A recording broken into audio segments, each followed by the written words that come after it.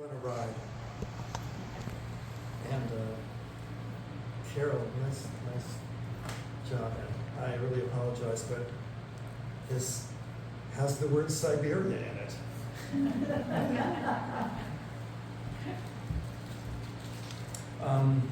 Passing through. The ticking in my head, like the snapping of a dozen mousetraps, like an embarrassment of synapse. All that clicking keeps me near the edge. All that clicking, like the high heels on the Rue de Rivoli, the women walking with such purpose, suggestion in every step. The heat on the street, the grind of every passing bus, pure rhythm, fan blades cutting air overhead at Café Col Sec. The high voltage of another queen of diamonds, stalling out traffic on the Rue de Rivoli. The music of a Paris sidewalk. I'm late for my train. Can you be a little louder? Oh, yeah. Or just move the microphone. I'm late for my train. Times like this, moving into darkness, my hands take on a life of their own. When trains leave stations and thread the night, my hands are all aflutter. Then I'm in a compartment with a tumbler of grenadine and gin, heading out into blackness, without fear, and at full speed. That's the way I like it. Each curve, for all it's worth. The tempo of steel on steel, the backbeat of the tracks, like music on the edge of things. We cut through Eastern Europe and out into Siberia, a long way from the Rue de Rivoli. But I can still hear that accordion playing. Voir un petit coup, c'est agréable. Voir un petit coup, c'est doux. A little off pitch. And don't fall off the edge of your chair or tumble to the floor. An angel's song. I've kept notes on this, can see it like it was just yesterday. I'm at a siding, hearing unbroken rhythm, watching the window frames where the passengers sit at their grenadine and gin and gaze out at their own reflection so far from the Rue de Rivoli. No matter where you are, we're thirsty and lost, not sure if we're on the train or just wandering the tracks. Now we stand in the night or ride through the night. Like believers, we believe in the tracks, where they might take us, the wind and the sails, the wind and the rails, the smoke and the steel, the heat and the cold that makes the wheels roll. We believe in the moments, the way they string together and keep us clicking towards something. After it passes, I put my ear to the warm rail and still hear it, and then I can't. So there's a book. There's a book called Blue Highways by a guy named William Least Heat Moon.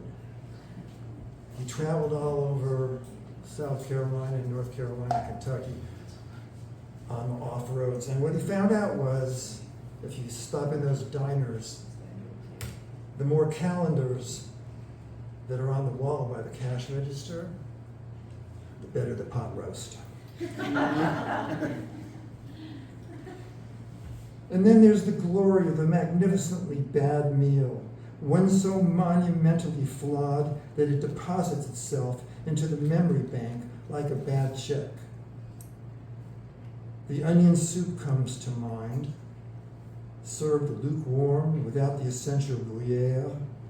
In fact, the surface, blank as a swimming pool and nearly as tasty. The onions, there for the purists, skin on skin, diced, not sliced, into a sad little broth, made, I'm afraid, from tap water and bouillon cubes, and served with a straight face by a 19-year-old working her way through motorcycle maintenance. And that shepherd's pie with no topping, again lukewarm but no crust. I want comfort. I want heat. I want cheesy mashed potatoes, a little crunchy on top. Mince the garlic, the heat hot and brown, corn kernels, peas and carrots, rosemary, parsley, thyme. But that's not what I got. Just canned peas and carrots floating around in a liquid of dubious origin. Next time, a 7-calendar diner on some blue highway waits for me, where the pot roast is piping hot and the toothpicks taste like meat.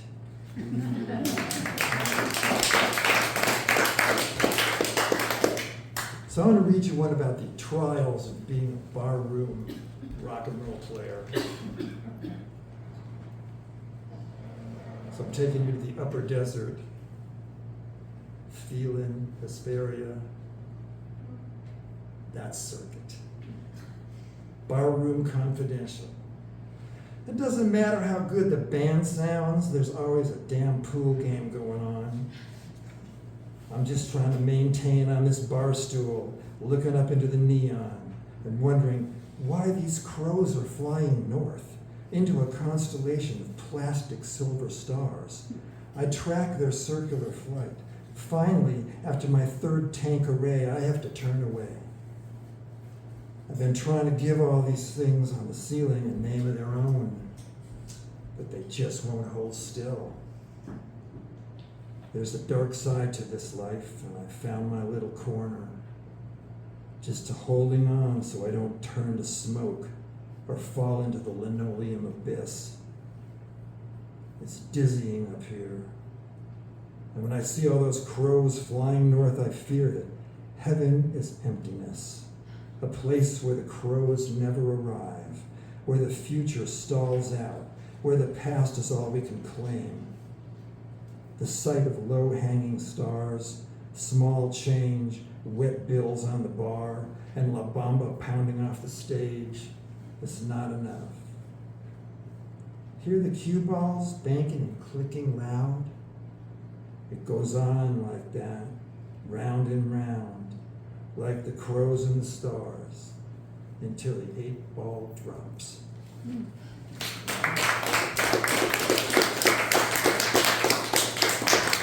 So on this table over here, there's 2 tables set up. One has some stuff of mine, books and CDs, and the other has some things you can take with you free. Some poetry journals, a few jukebox singles. Knock yourself out. Hey. On the next record we're doing with the Mescal Sheiks, we're doing this song. I'm going to read you the lyric. I never read a music lyric at a poetry reading before, but it's called Maytag Heights. For your knowledge, St. Julian is the saint of the dispossessed. It's called Maytag Heights. Lucy's thin as the rails that brought her here. She's been carrying on and trolling out on St. Andrew's Square. Does she remember? Does she even care? If she ain't crazy yet, she's getting there. So light a candle on St. Julian Street. Let the stranded and the lost fall to their knees. The wounded and the broken on their last strand of luck. Watch a slow rolling crucifix on a flatbed truck. There's a crazy guy screaming at the top of his lungs. Lucy gives him a shot just to shut the guy up. She's still waiting for her miracle to step off the next bus. Like hard, cold change in a beggar's tin cup. The stars and stripes are flying over Maytag Heights. The oil cans are burning, keeping watch all night. Another soul is rising, drifting toward the sky, joining the ghosts and the orphans over Maytag Heights. There's a darkness and a shadow that covers this town as Lucy sweeps the pavement and lays her burlap down. The lights go out one at a time. Luminarias in the churchyard wind, each lost soul at the end of the line. They can't be lit again.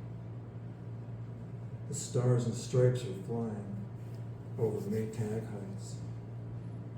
The oil cans are burning, keeping watch all night. Another soul is rising, drifting toward the sky, joining the ghosts and orphans over Maytag Heights.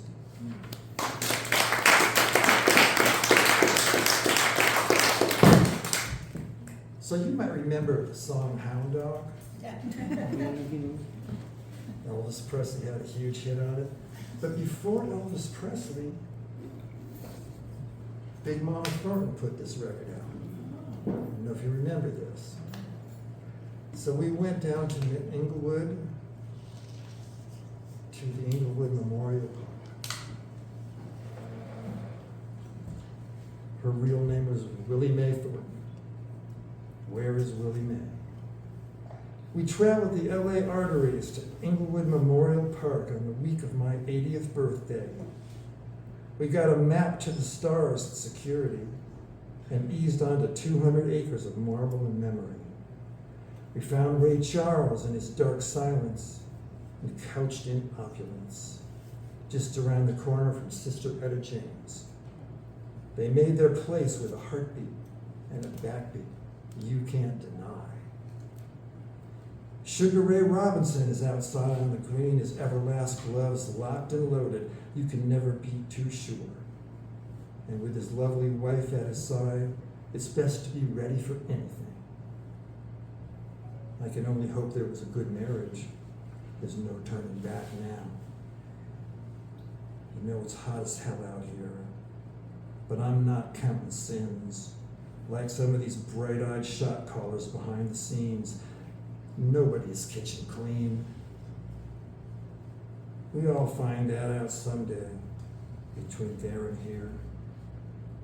But out on the fence line that separates the gloriously interned from the flashpoint heat of Florence Avenue, there lies the original Hound Dog Lady in a 3-to-a-plot tenement, the cheap seats on the outskirts of town. We cleaned her grave, overgrown with weeds and outtakes.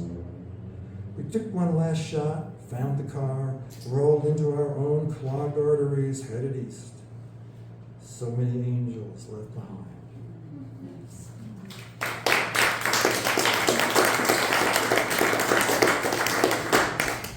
Can I get that water bottle?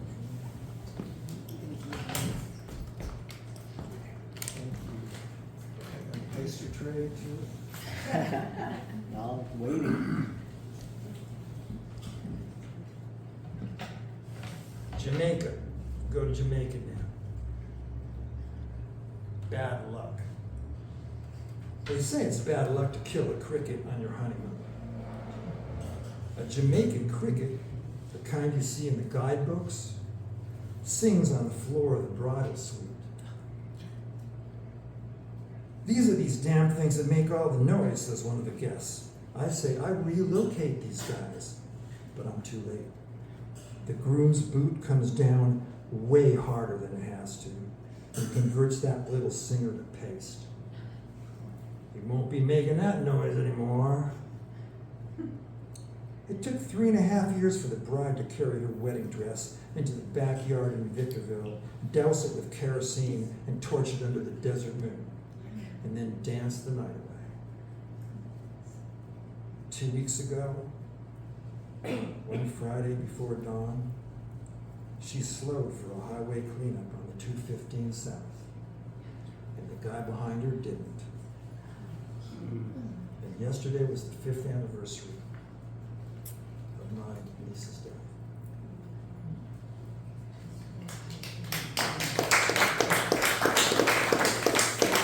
So I worked on the brain injury unit down at Rancho Los Amigos in Downey, and I saw a lot of miracles down there. And I saw some tragedy down there.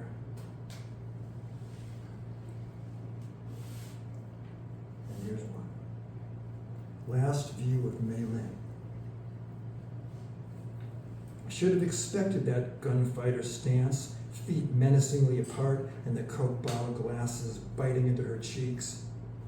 The eyes were drunken and surrounded by a buzzing, as though something crazy could happen.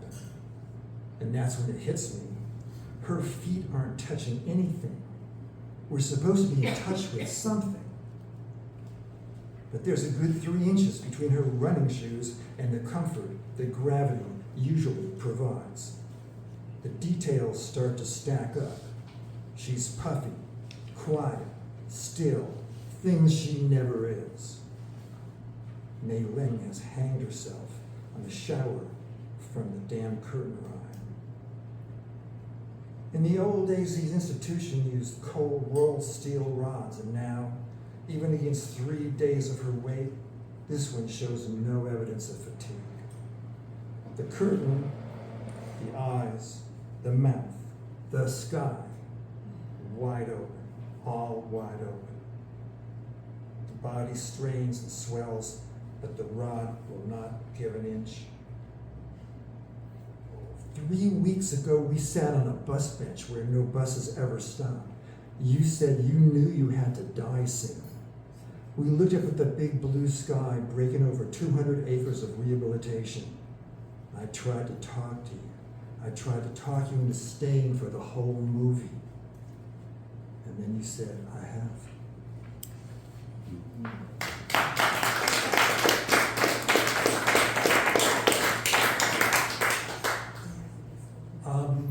My great aunt Dorothy wasn't really my great aunt, but she's family. And she turned out to be Salinger's agent. She was a blessing to our family, to me. Dorothy Olden McEwen. Same literary agency that gave Langston Hughes a contract in 1926. If you can imagine that.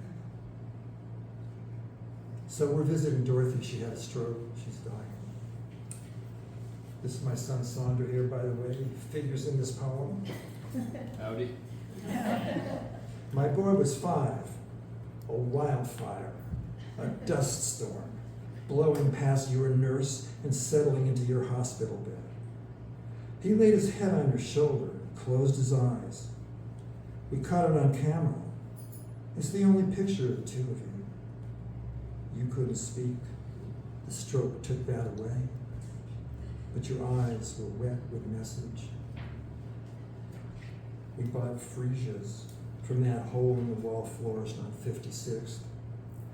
They leaned in from your bedside. They were your favorite. That was the picture. A sleeping child, like a fiery brushstroke on the slope of a pale driftwood limb. You were dying, and too slowly. But the boy made you smile through soundless tears. With all that you have done, how could they take your words away? How could they do it?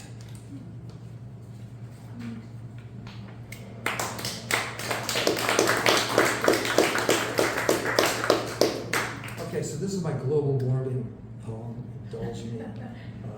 But it got published in 2007. And we should have listened to Gore.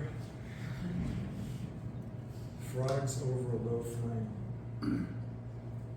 It is sunset. Not too early to start drinking.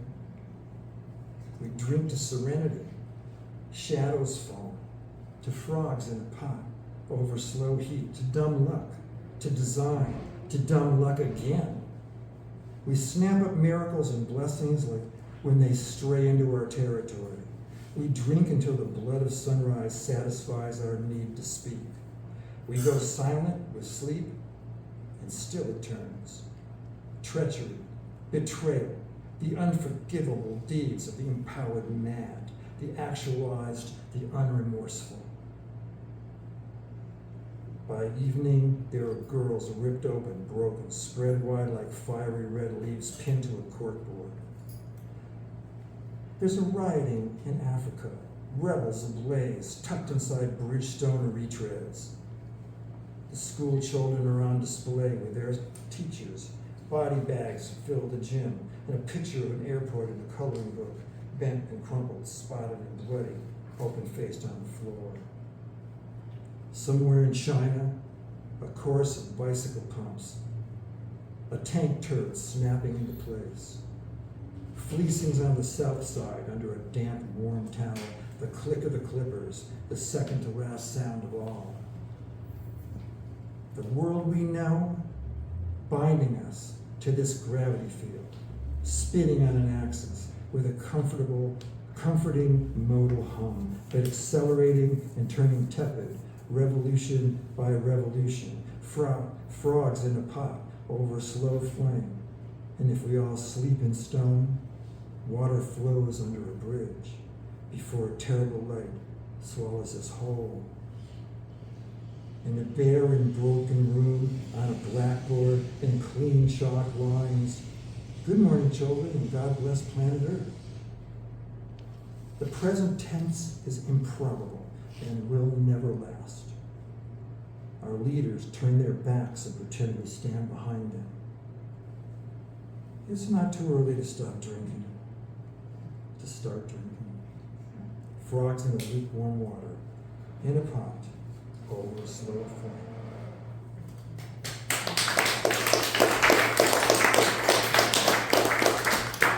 So I had my on the street years in New York and Philly, and this will take you to Philly. We're taking you on a trip to Philly now.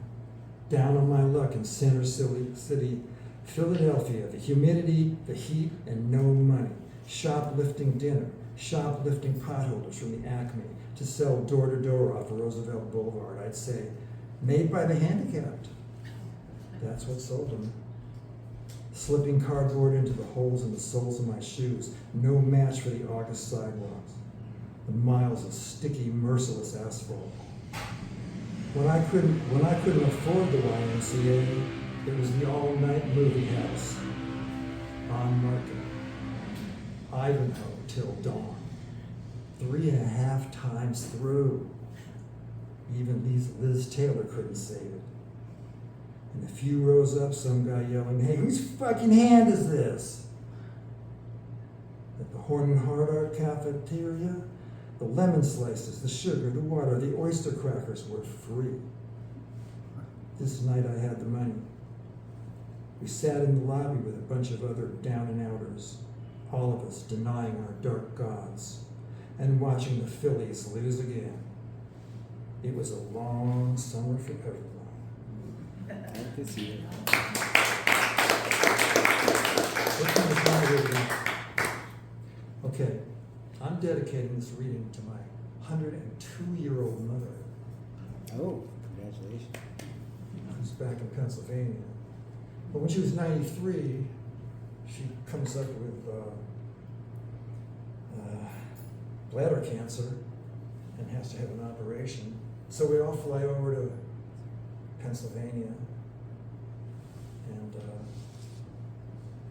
she's got PICC line in, but it's not opened up yet on a gurney. And in what she's about to roll in for her surgery, and in what might be the very last sentence she ever says to us, she goes, "Toodaloo."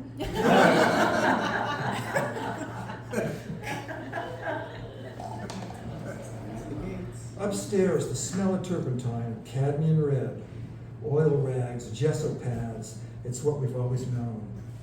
And downstairs, you're cooking, mussels and artichokes, steam rising from pots, and the radios always between stations. There's North Light, sometimes flame, a brain panning in heat. It's a signature, like Imelda's blue espadrilles, Batista's Jeep, the toothy whistle of Sweet Georgia Brown.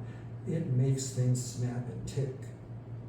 At 75 and stark naked, holding herself up with a cane, a self-portrait in pencil, and the point is not how good you look. You could live in Chinatown. Join your neighbors for Tai Chi at dawn under the Williamsburg Bridge.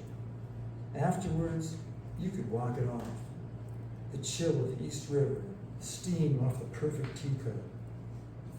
The thing you could not teach me, I'm able to learn on my own.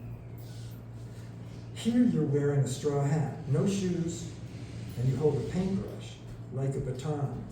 No, a weapon. Landscape in flight. The sun, the lilies, the river. A small canvas is taut and returns the favor. It fights you, has a will of its own, just the way you like it. The button of a heart I can feel even at my wrist and throat. The pull and pump of life in my palm. The way I hold you, it's all true.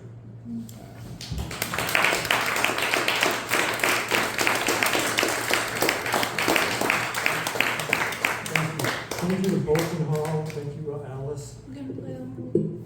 Oh, hell yes. Yeah, I'm a blues harmonica player. Don't let that scare you.